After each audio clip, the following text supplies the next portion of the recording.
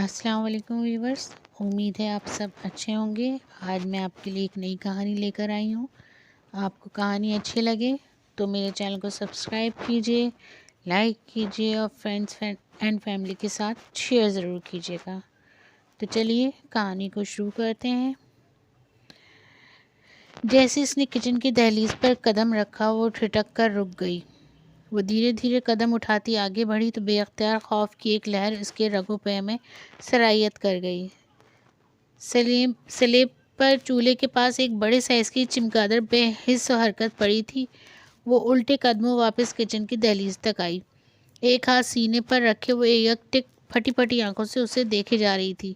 کالی سی و بدصورت چمگادڑ آخر کہاں سے آ سکتی تھی؟ کچن کے روشن دان میں جالی لگی ہوئی تھی۔ کچن سے باہر نکل کر اس نے ہر طرف کا جائزہ لیا۔ تمام کھڑکیاں اور روشن دان جالیوں سے پر تھے۔ پھر یہ چمگادڑ کہاں سے آ گئی؟ دماغ میں بہت سے سوالیہ نشانات چکرانے لگے۔ نسرین خالہ، خالہ، وہ چلائی۔ چہرے پر خوف اور حیرت کے ملے جلے تاثرات نمایاں تھے۔ خالہ ہاتھ میں جھاڑن پکڑے بھاگی بھاگی آئی تھی۔ وہ دیکھیے، اس نے اشارہ کرنے پر خالہ جان کی کچن کی طرف بڑی قریب جا کر جانچتی نظروں سے وہ بغور اسے دیکھتی رہیں۔ خالہ قریب نہ جائیں، کہیں آپ کو کوئی نقصان نہ پہنچا دے۔ وہ کچن کی دہلیز پر کھڑی ہی ہدایت دے رہی تھی، اندر جانے کی ہمت اس میں نہ تھی۔ ارے کچھ نہیں ہوتا بی بی جی، کہہ کر وہ آگے بڑھی۔ ہاتھ بڑھا کر انگلی سے جیسے اس نے چمگادڑ کو چھوا تو اگلے ہی لمحے وہ چمگادڑ حرکت میں آئی اور تیزی سے پھڑپڑاتی ہوئی نادیہ کے کندھے کو چھوتی ہوئی کچن سے باہر نکل گئی۔ اس کا دل اچھل کر حلق میں آ گیا اور کندھے کو چھوتے ہی جیسے اس کی جان نکل گئی تھی۔ کچن سے نکل کر وہ چمگادڑ جانے کہاں غائب ہوئی؟ اس بات کی فکر اس وقت کسے تھی؟ ایک زوردار چیخ تھی جو نادیہ کے حلق سے برآمد ہوئی تھی اور خالہ کچن میں اپنے جگہ پر کھڑی رہ گئی۔ اس نے فوراً احمد کو فون کیا، مگر وہ اپنے باس کے ساتھ کسی میٹنگ میں مصروف ہونے کی وجہ سے فوراً نہ آ سکا۔ حواس کچھ بحال ہوئے تو اس نے خالہ کے ساتھ مل کر گھر کا کونا کونا چھان مارا، لیکن وہ چمگادڑ یوں غائب ہوئی تھی جیسے سرے سے وہاں آ ہی نہ ہو۔ آخر چمگادڑ گئی تو گئی کہاں؟ تھک ہار کر وہ صوفے پر ڈھہ گئی۔ خالہ پاس ہی نیچے کارپیٹ پر بیٹھ گئی۔ نہ جانے کہاں دفع ہوئی، میں نے تو اسے کچن سے نکلتے دیکھا ہی تھا کہ اس کے بعد کا پتہ نہیں، خالہ نے ہاتھ نچا کر کہا۔ نادیہ کے چہرے پر خوف کی پرچھائیاں تھیں۔ آپ لوگوں کے آنے سے پہلے یہ گھر کچھ عرصہ بند رہا تھا اور بند گھروں میں ایسی ویسی چیزیں نکل ہی آتی ہیں۔ آپ پریشان نہ ہو بی بی جی۔ خالہ کی اس بودی دلی پر اس نے گھور کر انہیں دیکھا، کیونکہ وہ پچھلے 3 دن سے تو وہ خالہ کے ساتھ مل کر اس گھر کو صاف کر کے ہرکان ہو گئی تھی، اور یہی وجہ تھی کہ اب گھر شیشے کی طرح چمک رہا تھا اور چمگادڑ کسی سوالیہ نشان کی طرح ہی رہی۔ وہ کہاں سے آئی اور کہاں گئی، یہ معمہ حل نہ ہو سکا۔ انہیں اس مکان میں شفٹ ہوئے 3 دن ہی ہوئے تھے۔ اندرون شہر کے ایک بہتر محلے میں انہیں یہ مکان کافی سستے داموں مل گیا تھا۔ ابھی انہیں اس مکان میں آئے 1 دن ہی ہوا تھا کہ جب اگلے دن صبح بیرونی دروازے کی گھنٹی بجی اور پھر دروازہ زور زور سے بجایا جانے لگا۔ ان کے اس گھر میں شفٹ ہونے کے بعد یہ پہلی اجنبی دستک تھی۔ کون؟ نادیہ نے دروازہ کھولنے سے پہلے پوچھنا ضروری سمجھا، کیونکہ احمد اس وقت ناشتہ لینے باہر گیا ہوا تھا اور وہ گھر میں اکیلی تھی۔ دروازہ کھولیں بی بی جی، میں ہوں نسرین، ایک شفیق نذرانہ آواز آئی۔ اس نے پرسوچ انداز میں بند دروازے کو دیکھا۔ فی الوقت اس کے ذہن میں ایسی کوئی نسرین نامی خاتون نہ آ سکی جسے وہ جانتی ہو۔ دروازہ ایک بار پھر بج گیا۔ اس نے تھوڑا سا دروازہ کھول کر باہر جھانک کر دیکھا۔ درمیانی عمر کی ایک عورت نے نرم مسکراہٹ اس کی طرف اچھالی اور ساتھ ہی سلام جھاڑا۔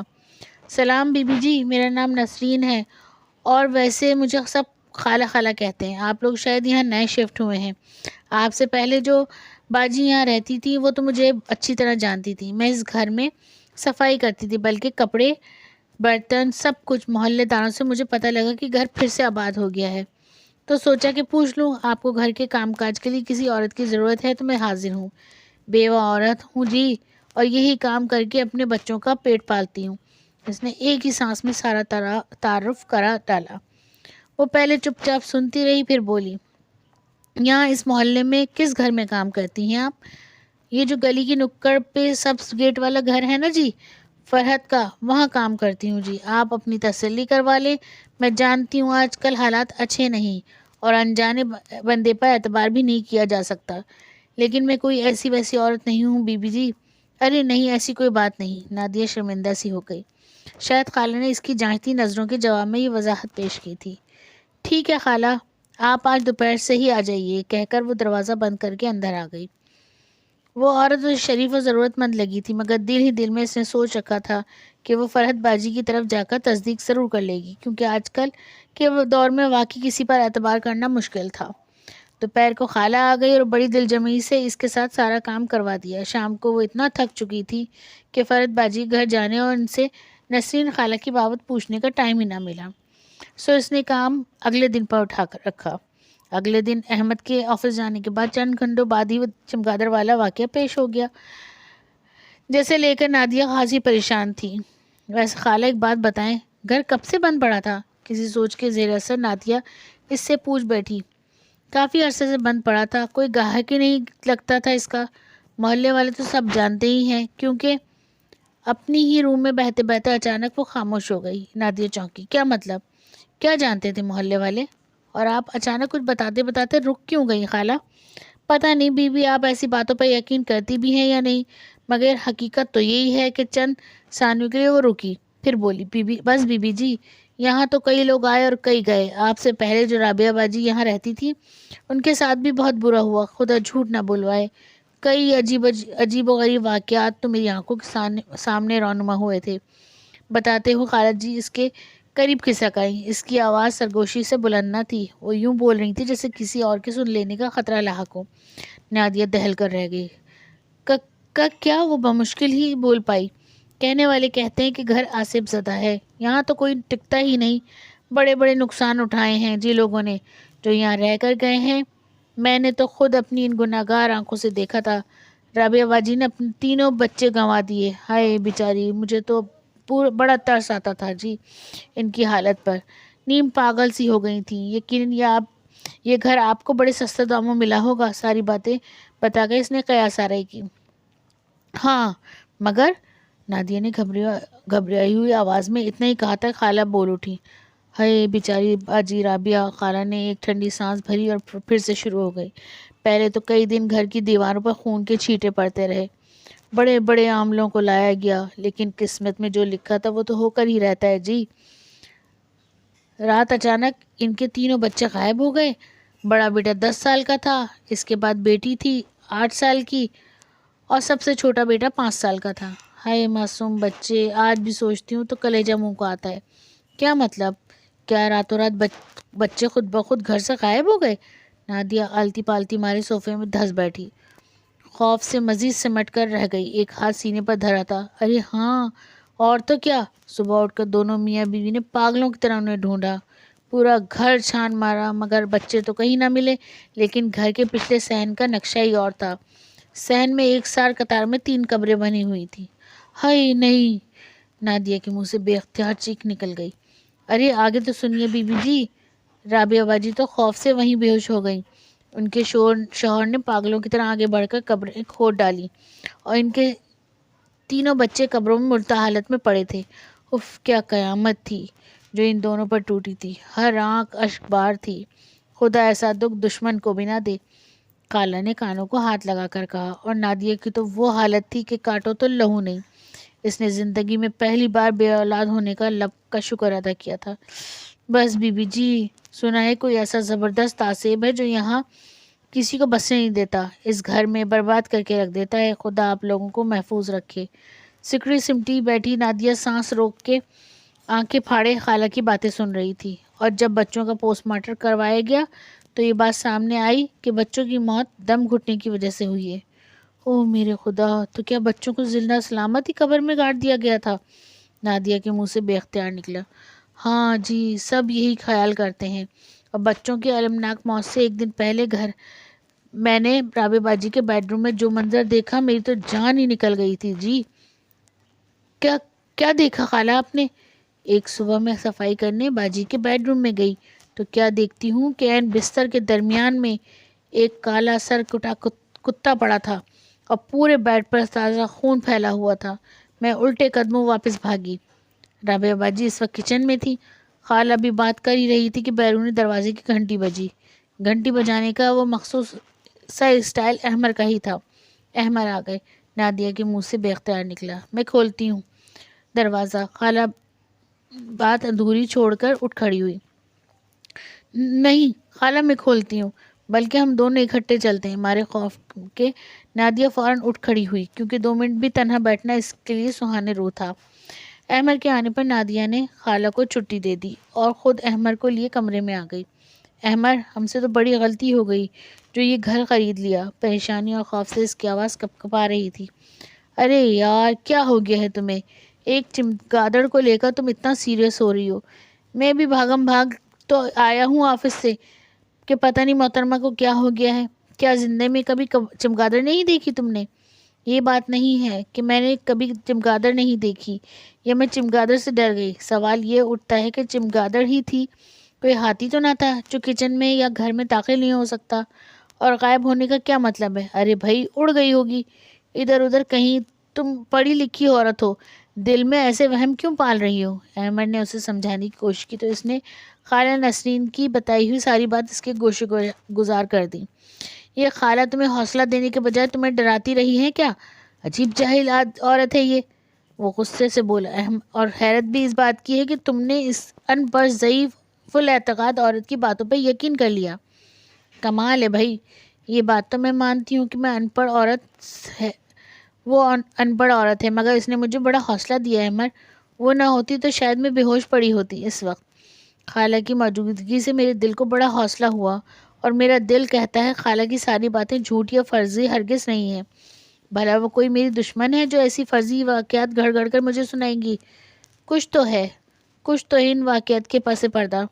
یہاں تمہارے منہ سے ایسی باتیں سوٹ نہیں کرتی۔ تم ایک ایجوکیٹڈ عورت ہو، اگر کوئی ان پڑھ ایسی باتیں کرتی ہے تو مجھے حیرت نہیں ہوتی۔ اس نے افسوس سے سر ہلایا۔ اس کائنات پر جنات کے وجود سے تو انکار نہیں ہے نا آپ کو؟ اور ایک بات آپ مجھے بتائیں کہ ہمیں یہ گھر اتنا سستا کیوں ملا؟ کیا آپ نہیں جانتے کہ اس علاقے میں زمین کا کیا ریٹ ہے؟ اور اس حساب سے تو یہ گھر ہمیں کوڑیوں کے مول ملا ہے۔ آخر کیوں؟ نادیہ، تم کیوں 2 مختلف باتوں کو آپس میں گڈ مڈ کر رہی ہو؟ تمہیں یاد ہوگا ڈیلر نے ہمیں بتایا بھی تھا کہ مالک مکان جلد از جلد فروخت بیرون ملک شفٹ ہونا چاہتا ہے اور اس کے پاس وقت بھی کم ہے۔ وہ جلد از جلد اپنی جائیداد فروخت کرنے کے چکر میں تھا۔ اور پلیز اب یہ سوال مت اٹھانا کہ وہ اتنی جلدی بیرون ملک کیوں جانا چاہتا تھا، کیونکہ یہ اس کا پرسنل معاملہ تھا۔ احمد کی باتوں پر نادیہ نے مزید بحث کا ارادہ ترک کر دیا، کیونکہ وہ جانتی تھی کہ احمد اپنی ضد کا پکا ہے، کبھی بھی سنی سنائی باتوں پر یقین نہیں کرے گا۔ مگر وہ رات نادیہ پر خاصی بھاری گزری تھی۔ ساری رات وہ سو نہ سکی۔ کبھی اس کی آنکھوں کے سامنے سرکٹا کالا کتا آ جاتا اور کبھی بدصورت چمگادڑ 3 بچوں کے گھر کے پچھلے حصے میں صحن میں قبریں بنا کر ان میں زندہ گاڑ دینے والی بات اس کے ذہن کی اسکرین پر ساری رات کسی فلم کی طرح چلتی رہی تھی۔ اگلے دن احمد کے دفتر جانے کے بعد وہ خالہ کا انتظار کرنے لگی۔ آج وہ معمول سے کچھ لیٹ ہو گئی تھی۔ آدھا گھنٹہ مزید انتظار کرنے کے بعد جب وہ نہ آئی تو اس نے دھوپ لگوانے کے لیے بستر اٹھایا اور چھت پر جانے کے لیے سیڑھیاں چڑھنے لگی۔ چھت کا دروازہ کھول کر جیسے ہی اس نے چھت پر پہلا قدم رکھا، خوف و دہشت سے بے اختیار اس کی چیخ نکل گئی۔ ایک لمحے کے لیے وہ پھدرا کر رہ گئی۔ یہ سب اسے اپنی آنکھوں کا دھوکہ محسوس ہو رہا تھا۔ پوری چھت اس وقت چھوٹے بڑے چمگادڑوں سے بھری ہوئی تھی۔ بدصورت حیت کے بہت سے چمگادڑ چھت پر اڑتے اڑتے گرتے بڑا ہی ہیبتناک منظر پیش کر رہے تھے۔ دن کی اس روشنی میں کبھی بھی اسے لگا جیسے وہ کوئی رات کے آخری پہر کا ڈراؤنا خواب ہے۔ ایک جھٹکے سے وہ الٹے قدموں کے ساتھ نیچے بھاگی آئی تھی۔ پستر تو سیڑھیوں پر ہی گر گیا تھا۔ کچھ دیر بعد خالہ آئی تو وہ ڈرتے ڈرتے دروازے تک گئی۔ شکر ہے خالہ آپ آ گئیں، وہ اس سے لپٹ گئی۔ ارے کیا ہوا بی بی؟ خیریت تو ہے؟ بس خیریت ہی تو نہیں ہے خالہ، یہ کہہ کر اس نے سارا واقعہ ان کے گوش گزار کیا۔ ہائے میرے خدا! خالہ نے سینے پر 2 ہتھر مارا۔ بی بی میری بات مانو تو یہاں سے چلی جاؤ، اس سے پہلے کہ آصف تمہیں یا تمہارے شوہر کو کوئی جانی نقصان پہنچائے۔ وہ جو پہلے ہی خوفزدہ تھی، خالہ کی بات سن کر مزید دہل گئی۔ شام کو احمد آفس سے آیا تو نادیہ نے آج کا تازہ واقعہ اس کو سنانے کے لیے بے چین تھی۔ اس نے خاموشی سے سارا واقعہ سنا۔ دل ہی دل میں وہ سوچ رہا تھا کہ نادیہ کو وہم ہو چلا ہے اور اب اس کے وہم کا علاج تسلی کے اور کچھ نہیں۔ اگر وہ اسے اس سے بات کا احساس دلاتا کہ وہ مستقل وہم کا شکار ہو گئی ہے تو ایک نئی بحث کا آغاز ہو جانا تھا۔ سو اس نے فی الوقت بات بدلنا ہی مناسب سمجھا۔ تم فکر نہ کرو، اللہ خیر کرے گا، تم بس جلدی سے میرے لیے کھانا لگاؤ، بہت بھوک لگی ہے، میں جلدی سے نہا کر فریش ہو جاؤں۔ یہ کہہ کر وہ واش روم میں گھس گیا۔ نادیہ مرے مرے قدموں سے کمرے سے باہر نکل گئی۔ 15 منٹ بعد وہ واش روم سے باہر نکلا تو ششدر رہ گیا۔ اٹیچ واش روم کی دہلیز پر قدم رکھے وہ ساکت تھا۔ بستر کی چادر جو 15 منٹ پہلے بے داغ تھی، اب اس پر جا بجا تازہ خون کے دھبے تھے۔ وہ ٹھہرے ٹھہرے قدموں سے آگے بڑھا، خون کے تازہ سرخ دھبوں کو انگشت سہازت سے چھوا اور چند لمحے بغور دیکھتا رہا۔ یکایک اسے احساس ہوا کہ خون اس کی انگلی کی پور سے بہہ رہا ہے، بالکل اسی جگہ سے جہاں اس نے بستر پر موجود خون کو چھوا تھا۔ اس نے کاندھے پر پڑے تولیے سے انگلی صاف کی، مگر خون مسلسل بہنا شروع ہو گیا۔ کبھی وہ حیرت سے اپنی انگلی کی طرف دیکھتا، بہتے خون کو دیکھتا، اور کبھی بستر پر موجود خون کے دھبوں کو دیکھتا، اور کبھی خون کے دھبوں کو۔ یہ وہم ہرگز نہ تھا۔ اگر یہی بات ہے اسے نادیہ بتاتی تو وہ ہرگز یقین نہ کرتا اور اسے اس کا وہم قرار دے دیتا، مگر اس غیر معمولی نوعیت کے واقعے نے فی الوقت اس کے حواس منجمد کر دیے تھے۔ کھانا تیار ہے احمد، آ جائیں، میں کب سے آپ کا ویٹ کر رہی ہوں۔ اپنی ہی رو میں بولتی وہ اندر داخل ہوئی، لیکن اندر کا منظر دیکھ کر اس کی زبان تالوں سے چپک گئی تھی۔ جب تک خالہ نہ آ جائیں آپ مجھے اکیلا چھوڑ کر آفس نہ جائیے گا۔ اگلے دن صبح ناشتے کے بعد نادیہ نے اسے بڑی فکر مندی سے کہا۔ وہ رات دونوں نے تقریباً جاگتے ہی گزاری تھی۔ فکر نہ کرو، میں تب ہی جاؤں گا جب خالہ آ جائیں گی، تمہیں اکیلا چھوڑ کر نہیں جاتا، اس نے تسلی دی۔ اور پلیز کچھ کریں احمد، کوئی اور گھر دیکھیں، ہمیں جلد از جلد اس گھر کو چھوڑ دینا چاہیے۔ پہلے تو آپ میری بات پر یقین نہیں کرتے تھے، مگر اب تو آپ نے خود اپنی آنکھوں سے دیکھ ہی لیا ہے کہ اس گھر میں کیسے کیسے عجیب و غریب واقعات رونما ہو رہے ہیں۔ تم فکر نہ کرو، میں کچھ کرتا ہوں۔ اسی وقت بیرونی دروازے کی گھنٹی بجی۔ لگتا ہے خالہ آ گئی، نادیہ کہتی اٹھ کھڑی ہوئی تھی۔ شہروز اس کا کولیگ ہونے کے ساتھ ساتھ اچھا دوست بھی تھا۔ آفس میں آ کر چند ضروری کام نمٹانے کے بعد وہ شہروز کے کیبن میں چلا آیا اور سارے واقعات من اور اس کے گوش گزار کر دیے۔ وہ خاموشی سے سب سنتا رہا، پھر بولا، بات تو خاصی تشویشناک ہے، میں ایک بابا جی کو جانتا ہوں، مجھے پوری امید ہے کہ وہ اس سلسلے میں تمہاری مدد ضرور کریں گے۔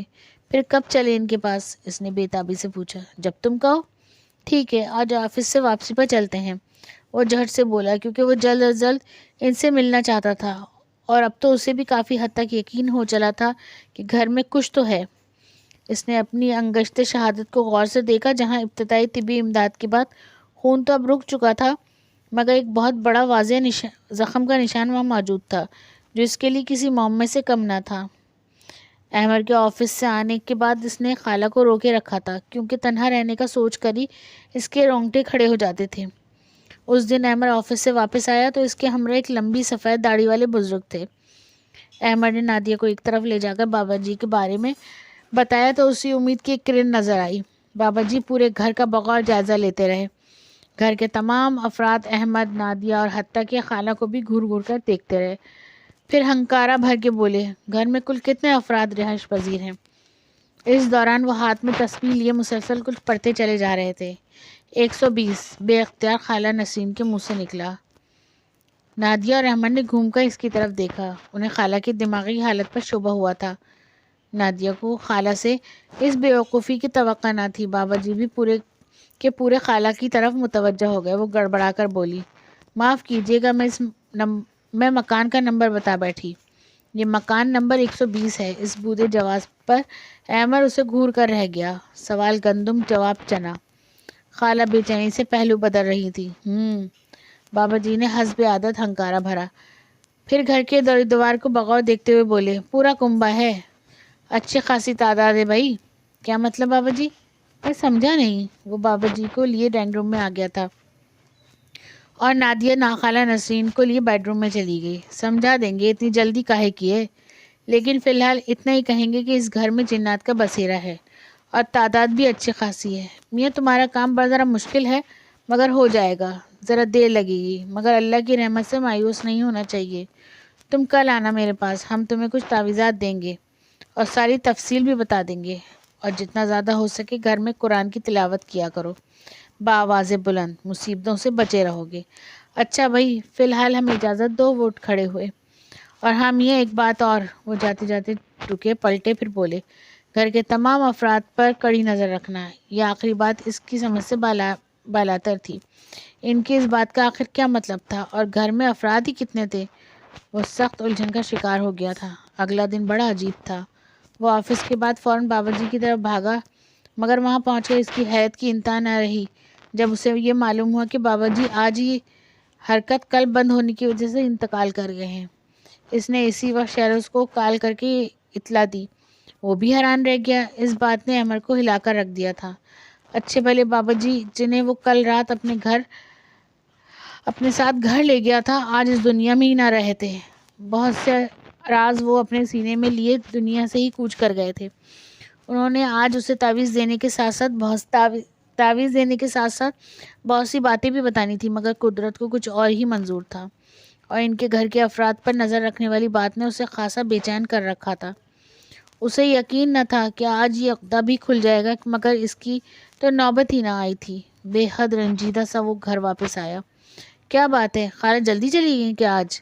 گھر پر نادیہ کو اکیلا دیکھ کے اس نے استفسار کیا۔ ہاں، ان کو کوئی کام تھا، میں نے بہت روکا، مگر وہ بڑی منت سماجت کر رہی تھی۔ اچھا، سب ٹھیک ہے نا گھر میں؟ اس نے مخصوص لہجے میں پوچھا۔ ہاں، اب تک تو ٹھیک ہے۔ ایک بری خبر ہے۔ کیا؟ بابا جی انتقال کر گئے؟ کیا؟ یہ کیسے ہو سکتا ہے؟ ابھی کل تو وہ بھونکتی رہ گئی۔ امید کی ایک کرن جو بابا جی کی صورت میں سامنے آئی تھی اب ختم ہو گئی۔ اب کیا ہوگا؟ سینے پر ہاتھ رکھے وہ پوچھ رہی تھی۔ اللہ خیر کرے گا، وہ مالک ہے، کوئی نہ کوئی راستہ ضرور نکالے گا، احمد نے حسب معمول تسلی دی۔ مگر نادیہ کی پریشانی میں رتی برابر فرق نہ آیا۔ اگلے 2 دن نسرین خالہ غائب تھیں۔ وہ دونوں حیران تھے، آخر وہ بغیر اطلاع کے گئیں تو گئی کہاں؟ وہ دو دن دونوں پر خاصے بھاری تھے۔ آخر احمد خوب تسلیاں دینے کے بعد بڑی دیر سے آفس جاتا اور پھر بھاگم بھاگ شام سے پہلے پہلے گھر واپس آ جاتا۔ دن کا وہ حصہ نادیہ اکیلی بڑی اذیت سے گزارتی۔ ہر دم دھڑکا سا لگا رہتا تھا، خوف کے سائے منڈلاتے رہتے، اوپر سے کوئی نہ کوئی غیر معمولی واقعہ ہونا بھی گویا لازم تھا۔ کبھی چھت سے کسی کے بھاگنے دوڑنے کی آوازیں آتی، کبھی دروازے کی کھڑکی سے چمگادڑوں کی پھڑپڑانے کی آوازیں، اور یوں لگتا جیسے بہت سے چمگادڑ کمرے کی کھڑکیوں سے اندھا دھند ٹکرے مار رہے ہیں۔ کبھی پچھلے صحن سے بہت سی عورتوں کے کہکہے لگانے کی آوازیں سنائی دیتے۔ زرد چہرہ لیے وہ خوف سے کانپتی رہتی، اور ہر رات اس کے بیڈ پر خون کے چھینٹے پڑنا تو معمولی کی بات ہو گئی تھی۔ دونوں کی زندگی اجیرن ہو گئی تھی۔ تیسرے دن اس کے اعصاب جواب دے گئے، برداشت کی ہمت ختم ہو گئی تھی۔ اسے یاد آیا خالہ نے بتایا تھا کہ وہ گلی کی نکڑ پر فرحت باجی کے گھر میں بھی کام کرتی ہیں۔ گھر میں ہونے والے پراسرار واقعات میں پھنس کر دماغ ایسا ماؤ ہوا تھا کہ وہ اب تک ان کے گھر بھی نہ جا سکی تھی۔ تیسرے دن احمد کے آفس جاتے ہی وہ نکل کھڑی ہوئی۔ فرحت باجی کو اپنا تعارف کرانے کے بعد اس نے خالہ نسرین کے بارے میں پوچھا تو وہ حیرت سے بولی، میں تو ہمیشہ ہی سارے گھر کے کام خود ہی کرتی ہوں، آج تک کوئی کام والی نہیں لگوائی۔ کیا؟ وہ ششدر رہ گئی۔ تو کیا آپ کسی خالہ نسرین کو نہیں جانتی؟ نہیں تو، میں نے تو کبھی یہ نام نہیں سنا۔ اس محلے میں جو 2-3 عورتیں مختلف گھروں میں کام کرتی ہیں، ان کو تو میں اچھی طرح سے جانتی ہوں، اور مجھے تو اس محلے میں رہتے ہوئے 15 سال سے زیادہ عرصہ ہو گیا ہے۔ فرحت باجی کی باتیں سن کر اس کے پیروں تلے سے زمین نکل گئی۔ پھر نسرین خالہ کون تھی؟ کہاں سے آئیں اور کہاں گئیں؟ وہ حیرت زدہ خوف میں ڈوبی گھر واپس آئی۔ اس وقت وہ اتنی خاص باختہ تھی کہ بیرونی دروازہ لاک کرنے کا ہوش بھی نہ رہا۔ اندر داخل ہوتے اس کا قدم جیسے زمین نے جکڑ لیے۔ اسے یوں لگا وہ پتھر کی ہو گئی ہے۔ لاؤنج میں صوفے پر خالہ نسرین براجمان تھیں۔ وہ حیران تھی۔ اول تو خالہ نے کبھی اتنی جرأت ہی نہ کی تھی کہ وہ صوفے پر اتنے تم تراک سے براجمان ہو۔ دوسرا سوال یہ اٹھتا تھا کہ خالہ اندر کیسے آئی، جبکہ وہ بیرونی دروازہ لاک کر کے فرحت باجی گھر گئی تھی۔ خالہ، آپ اندر کیسے آئیں؟ وہ بمشکل اتنا ہی بول پئی تھی کہ جواباً خالہ نے عجیب سے انداز میں زوردار کہکہا لگایا۔ یہ ایک غیر انسانی کہکہا تھا۔ نادیہ کا دل بند ہونے لگا۔ دیکھتے ہی دیکھتے خالہ کی شکل تبدیل ہونے لگی۔ اس کی آنکھیں پھیل کر کانوں تک پہنچ گئیں، اور نچلا جبڑا کھل کر یوں لٹک گیا جیسے فالج زدہ ہو۔ نادیہ ہمارے خوف کے بے ہوش ہونے کے قریب تھی۔ یہ مناظر اس کے لیے کسی قیامت سے کم نہ تھے۔ یہ گھر ہمارا ہے، ہم نے تمہیں بہت دفعہ سمجھانے کی کوشش کی کہ چلی جاؤ یہاں سے اپنے شوہر کو لے کر، چھوڑ دو یہ مکان، مگر تم لوگ نہیں سمجھے اور چلے تھے ہمیں یہاں سے نکلوانے۔ ہاں ہاں ہاں، کہاں کہاں گیا وہ تمہارا بابا؟ اس کی بھی چھٹی کرا دی ہم نے۔ جو بھی ہمارے راستے میں آیا زندہ نہ بچ سکا۔ شکل کے ساتھ ساتھ خالہ کی آواز بھی بدل گئی تھی۔ نادیہ آنکھیں پھاڑے دیکھ اور سن رہی تھی۔ اسے سب کسی ڈراؤنے خواب کی مانند لگ رہا تھا۔ اچانک گھر کے پچھلے صحن سے شور کی آوازیں سنائی دینے لگیں اور پھر یکایک بہت سی خوفناک شکلوں والی عورتیں اور عجیب و غریب ہیبت والے بچے دھڑا دھڑ لاؤنج میں داخل ہونے لگے اور دیکھتے ہی دیکھتے پورا لاؤنج غیر انسانی مخلوق سے بھر گیا۔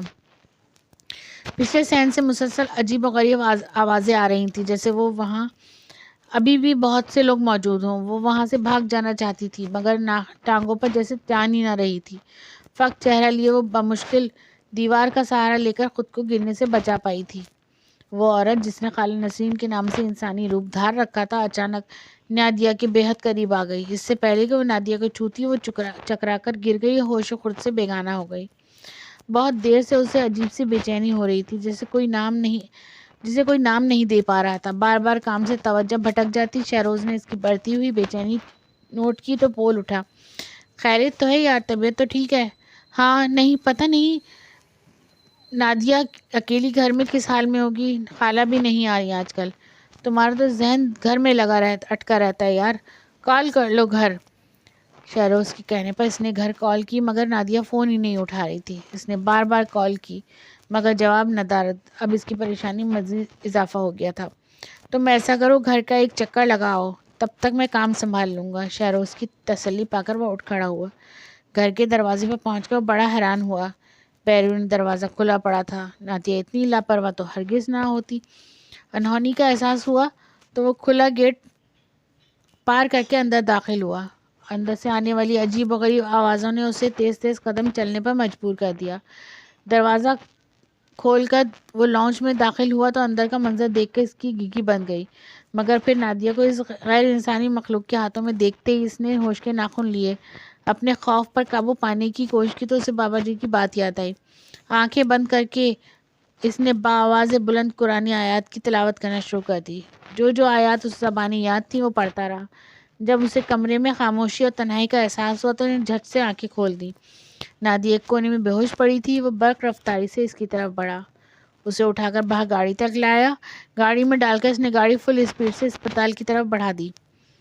ڈاکٹروں کی انتھک کوششوں سے نادیہ کو بچا لیا گیا تھا۔ ڈاکٹر کا کہنا تھا کہ نادیہ کو گلا دبا کر مارنے کی کوشش کی گئی ہے۔ اگر اسے اسپتال لانے میں کچھ دیر ہو جاتی تو اسے بچانا ممکن نہ ہوتا۔ یہ عقدہ بھی کھل چکا تھا کہ بابا جی نے گھر کے افراد پر نظر رکھنے کو کیوں کہا تھا۔ اس سارے واقعے کو احمد نے میڈیا اور پریس سے کیسے بچایا، یہ ایک الگ بات کی کہانی ہے۔ آج اس واقعے کو کئی برس بیت چکے ہیں۔ نادیہ کے صحت یاب ہونے کے بعد ان دونوں نے غلطی سے بھی اس آصف زدہ مکان میں قدم نہیں رکھا اور دوسرا مکان کرائے پر لے کر رہنے لگے۔ مگر اتنے سال گزرنے کے بعد بھی آج بھی اندرون لوہاری گیٹ لاہور کے ایک محلے میں آج بھی یہ مکان پراسرار ہیبت سے کھڑا ہے، ویران اور خالی، بالکل خالی۔ شام کے بعد لوگ اس مکان کے آگے سے بھی گزرنے سے خوف کھاتے ہیں۔ ویورز، آپ کو یقیناً یہ کہانی پسند آئی ہوگی۔ ضرور اپنی آرا سے اپنے کمنٹ میں ہمیں بتائیے گا۔ انشاءاللہ تعالیٰ پھر ایک نئی کہانی کے ساتھ حاضر ہوں گے۔ تب تک کے لیے ہمیں اجازت دیجیے اور ہمیں اپنی دعاؤں میں یاد رکھیے۔ اللہ حافظ۔